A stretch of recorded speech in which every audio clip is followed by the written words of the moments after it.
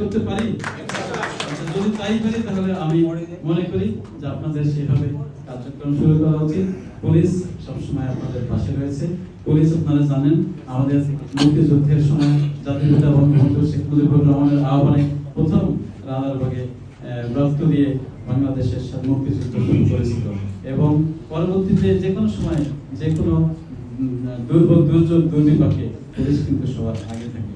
এই যে আমাদের এখন প্রচন্ড দাবদাহ চলছে, এই সময় কিন্তু রাস্তায় সাধারণ মানুষকে, শ্রমজীবী মানুষকে, পথচারীকে পানি খাওয়ানোর জন্য পুলিশই কিন্তু প্রথম তাদের সকল কিছু নিয়ে রাস্তায় নেমেছে। 50টি থানায় ট্রাফিকের পক্ষ থেকে বিভিন্ন জায়গায় কিন্তু এরপরে কিন্তু আমরা অনেককেই রাস্তায় দেখেছি, কিন্তু পুলিশই প্রথম কিন্তু এটি শুরু করেছে। এটি কিন্তু বাস্তবতা। তো আমি মনে করি যে ধানমন্ডি থেকে আপনারা যদি এই কার্যক্রমটি শুরু করতে পারেন, অবশ্যই পুলিশ সবার আগে আপনাদের সাথে থাকবে।